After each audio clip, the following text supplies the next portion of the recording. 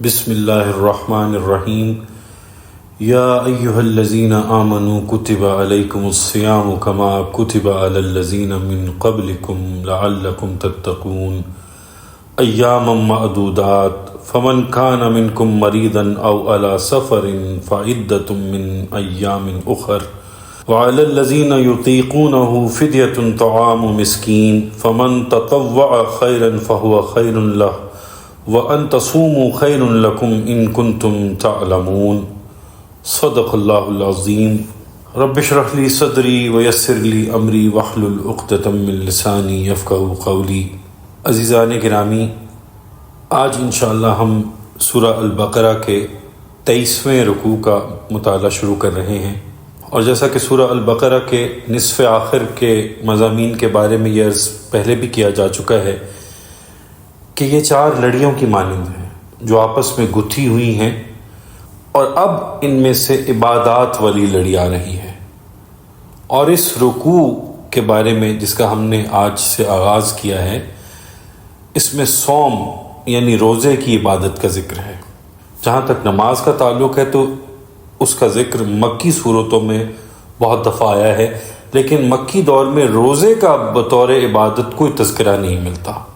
یا ایھا الذین آمنوا کتب علیکم الصیام کما کتب علی الذین من قبلکم لعلکم تتقون، اے اہل ایمان، تمہارے لیے روزے فرض لکھ دیے گئے ہیں یا تم پر روزے فرض کر دیے گئے ہیں جیسا کہ تم سے پہلے لوگوں پر فرض کیے گئے۔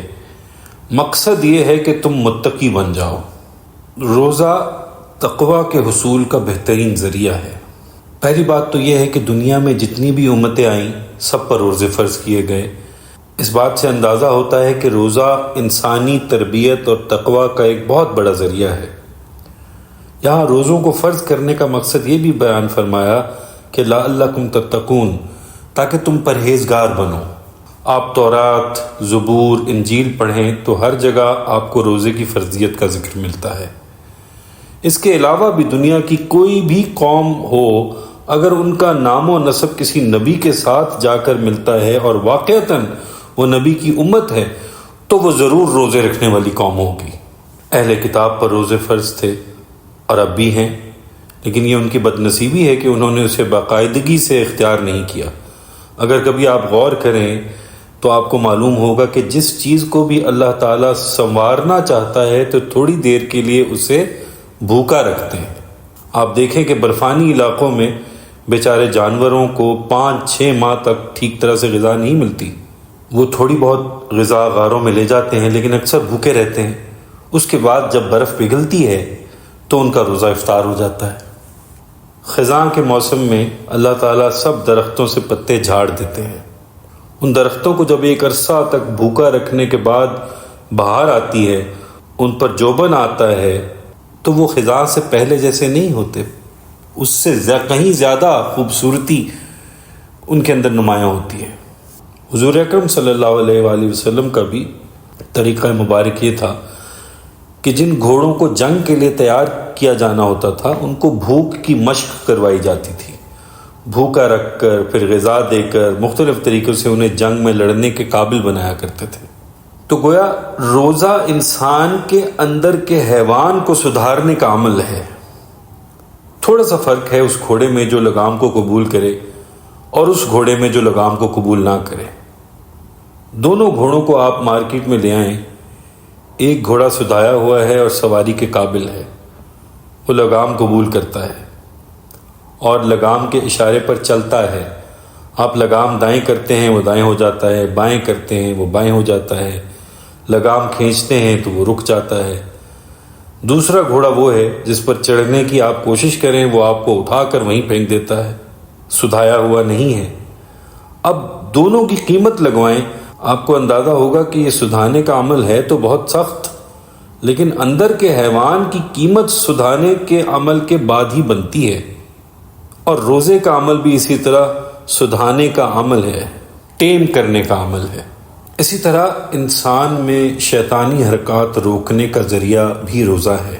حضور اکرم صلی اللہ علیہ وآلہ وسلم نے فرمایا، ان الشیطان یجری من بنی آدم مجرى الدم، شیطان انسان کے اندر یوں دوڑتا ہے جیسے خون انسان کی رگوں میں گردش کرتا ہے، اور قاعدہ یہ بتایا کہ انسان جتنا زیادہ کھائے گا پیے گا اتنا ہی اس کے اندر شیطان کی حرکت تیز ہوتی چلی جائے گی۔ آپ صلی اللہ علیہ وآلہ وسلم نے فرمایا، شیطان کے گزرنے کے راستے اس کی گزرگاہیں بھوک اور پیاس کے راستے سے بند کر دو۔ معلوم ہوا کہ شیطان کے آنے جانے اور اس کے گزرنے کے راستوں کو روکنے کا ایک طریقہ بھوک، پیاس اور روزہ ہے۔ قرآن مجید اکثر رویے کو درست کرنے کی تعلیم دیتا ہے۔ اصل بات یہ ہے کہ ایک ذہنیت ہے جسے ہم پیٹ بھرے انسان کی ذہنیت کہتے ہیں۔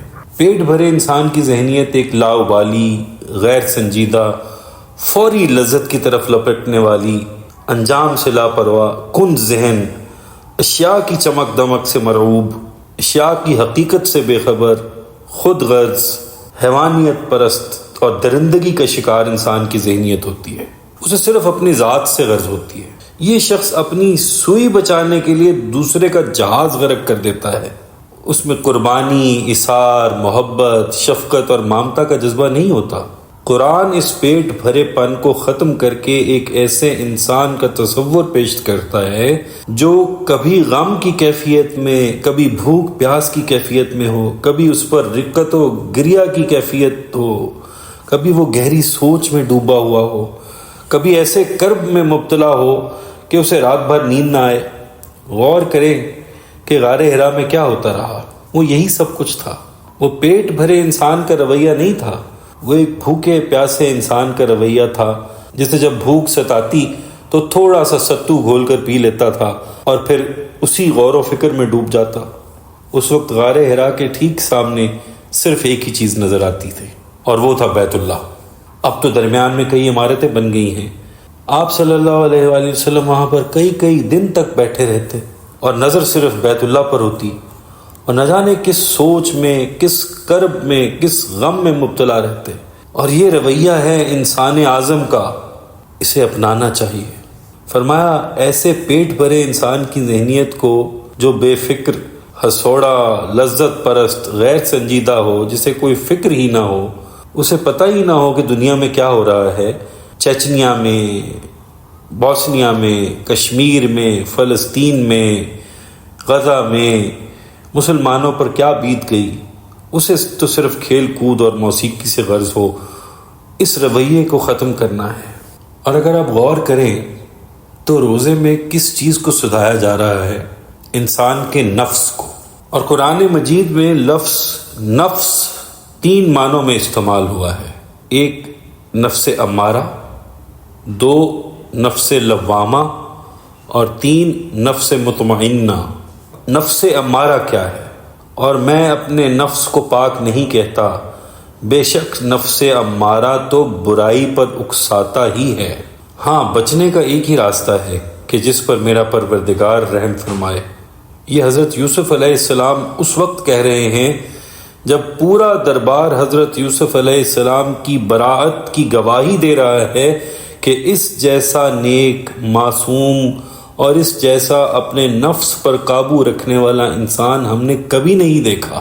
یہ نفس امارہ ہے جس کی طرف حضرت یوسف علیہ السلام نشاندہی فرما رہے ہیں۔ اور نفس لوامہ کیا ہے؟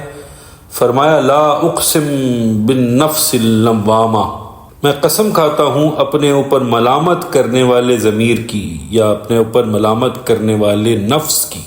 سورہ القیامہ کی آیت نمبر 2۔ تمہارے اندر چھپا ہوا ضمیر تمہارے اندر بیٹھا ہوا قاضی ہے۔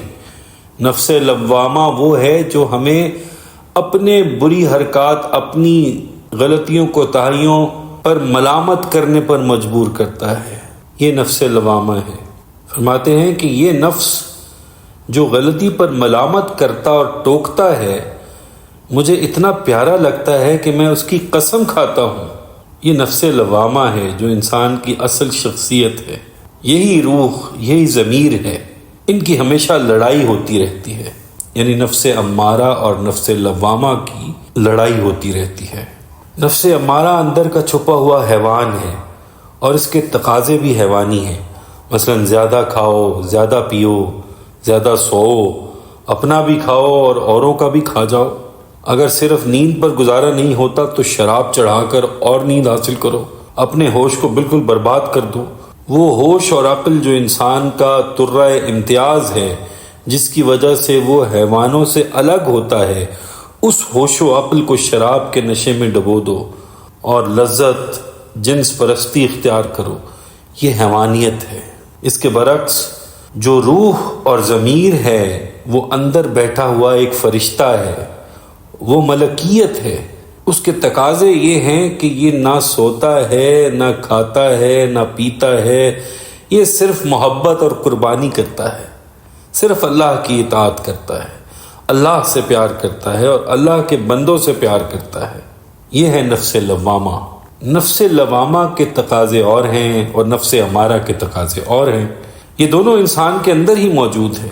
عام طور پر یہ ہوتا ہے کہ ہم زیادہ کھاتے پیتے سوتے اور زیادہ لذت پرستی کرتے ہیں، اس طرح ہم اندر کے حیوان کو بہت موٹا کر دیتے ہیں، اپنے نفس امارہ کو بہت موٹا تازہ کر دیتے ہیں، اور اندر کے فرشتے بہت کمزور اور ضعیف ہو جاتے ہیں۔ ان کی آواز حیوانیت کے شور میں دب جاتی ہے اور توازن بگڑ جاتا ہے۔ انسان دیکھنے میں انسان لگتا ہے لیکن اندر سے وہ حیوان ہوتا ہے۔ اور بعض لوگ تو درندے ہوتے ہیں۔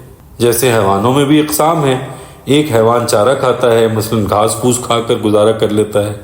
ایک حیوان وہ ہے جو جب تک کسی اور کو نہ پھاڑ کھائے اس کا پیٹ ہی نہیں بھرتا، اور ایک حیوان وہ ہے جس کا پیٹ تو بھرا ہوا ہوتا ہے لیکن خواہ مخواہ کسی کو مار دیا، ڈنگ لگا دیا۔ اسی طرح انسانوں کی بھی اقسام ہیں۔ ان میں سے کچھ سیدھے سادے بھولے بھالے حیوان ہوتے ہیں، کچھ درندے ہوتے ہیں اور کچھ سانپ اور بچھو ہوتے ہیں۔ اسی ہوسناکی درندگی اور حیوانیت کو قابو میں لانے کے لیے روزے کا نصاب دیا گیا تاکہ اس درندگی اور حیوانیت کا زور ٹوٹے۔ اب ذرا غور فرمائیے، سب سے پہلے تو اس وقت جگا کر بٹھا دیا جبکہ انتہائی گہری نیند کا وقت تھا، پاؤں پھٹنے سے بھی 1.5-2 گھنٹہ پہلے کہ آپ تہجد بھی پڑھو اور سحری بھی کھاؤ۔ فرمایا کہ سحری کھانا ضروری ہے، اس کھانے میں بہت برکت ہے۔ معلوم ہوا کہ نیند بھی گئی اور کھانے پینے کے چکر سے بھی 13-14 گھنٹے چھٹی۔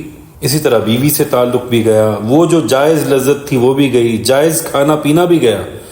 یہ اس بات کی مشق کرائی جا رہی ہے کہ حلال کی کمائی ہوئی روٹی اگر اللہ تعالیٰ چاہے تو تم سے چھڑوا سکتا ہے، سیدھا سادہ میٹھا اور حلال مشروب تم سے چھڑوا سکتا ہے۔ اتنے وقت پر بند اور اتنے وقت پر شروع۔ اگر افطاری ہو گئی تو فوراً افطار کرو، اب دیر نہیں کر سکتے ورنہ روزہ مکروہ ہو جائے گا۔ اسی طرح حکم ہے کہ سحری دیر تک کھاتے رہو، اگر سحری بہت جلد کرو گے تو روزہ مکروہ ہو جائے گا۔ بعض لوگ یہ کرتے ہیں کہ رات 12 بجے ہی کھا کر سو جاتے ہیں، یہ غلط بات ہے۔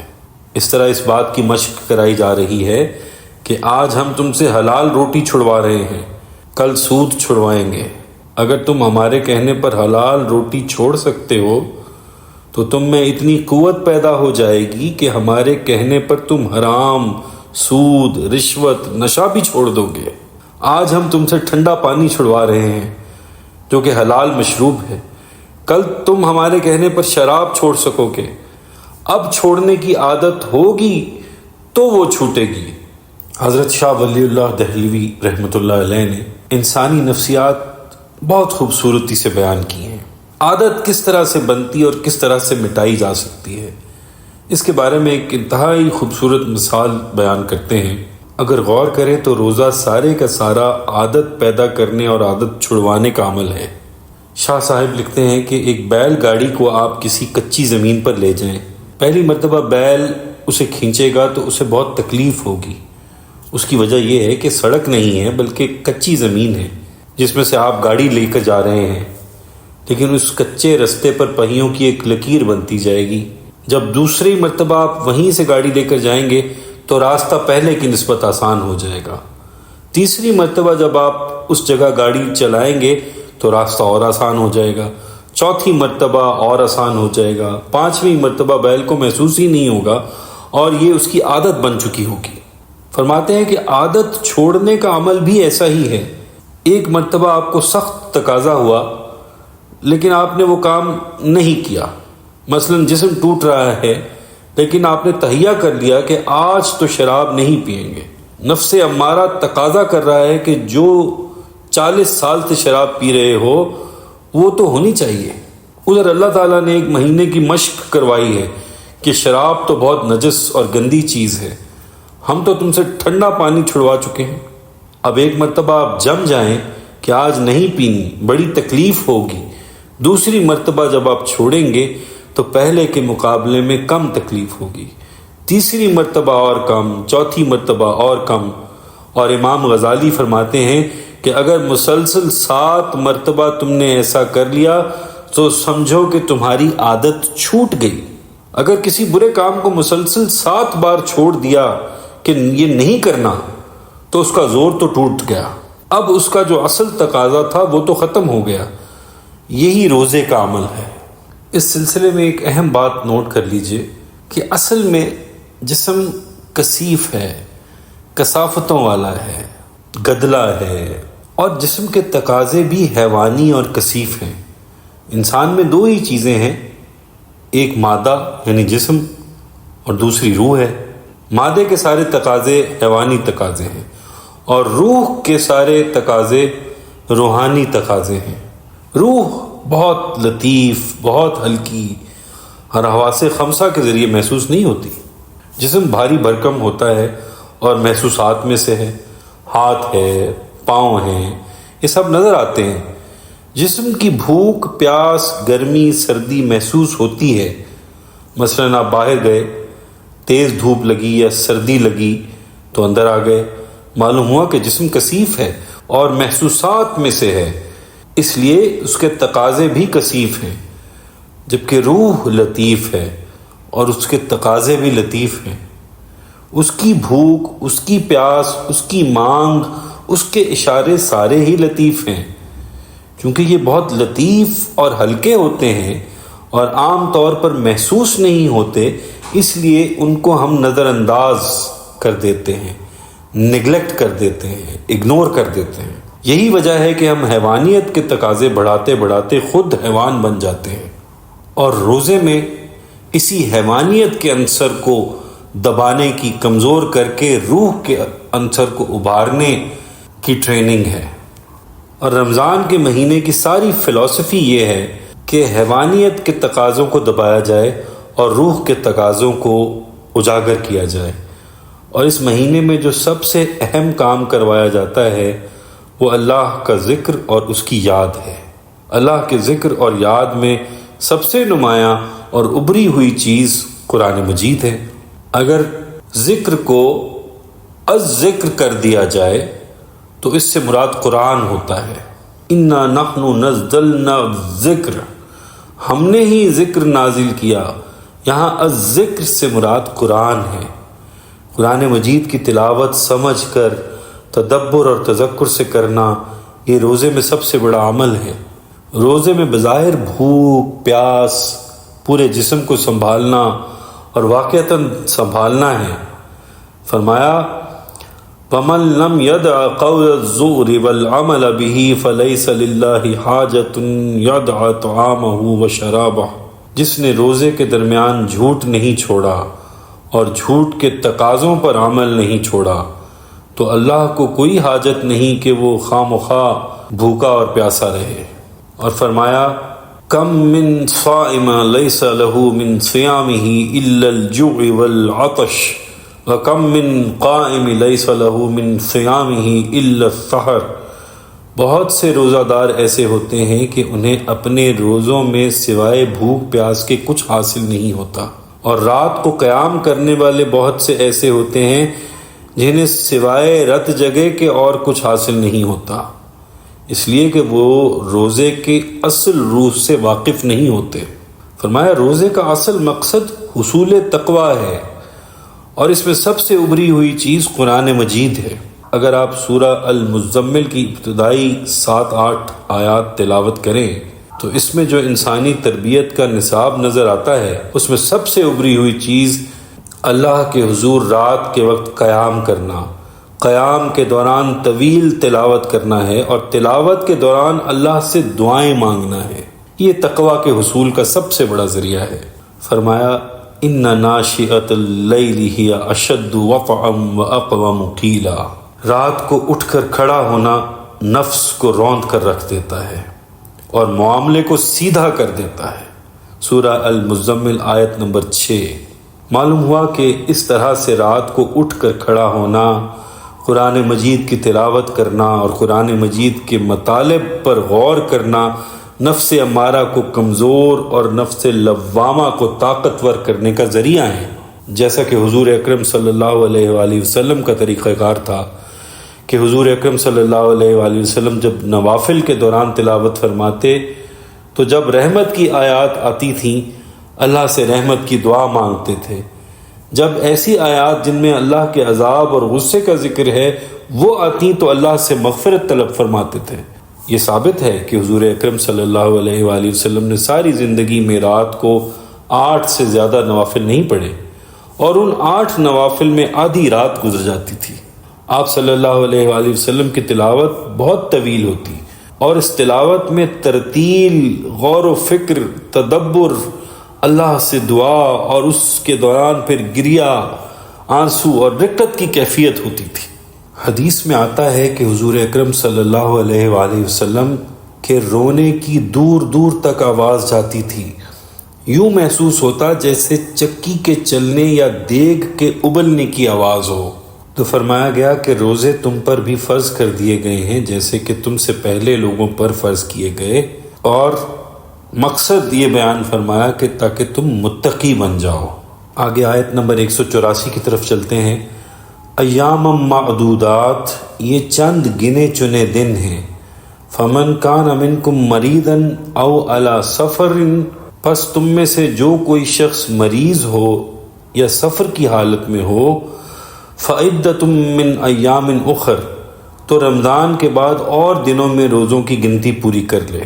وعلی الذین یطیقونہ، اور جو لوگ طاقت رکھتے ہوں، فدیۃ طعام مسکین، وہ ایک مسکین کو کھانا کھلائیں۔ فمن تطوع خیرا فہو خیر لہ، اور جو اپنے جی سے بھلائی کی طرف بڑھے، روزے رکھے، تو وہی اس کے لیے بہتر ہے۔ وَأَن تَصُومُوا خَيْرٌ لَكُمْ إِن كُنتُمْ تَعْلَمُونَ، اور اگر تم روزہ ہی رکھو تو وہی تمہارے لیے بہتر ہے اگر تم یہ بات جانو۔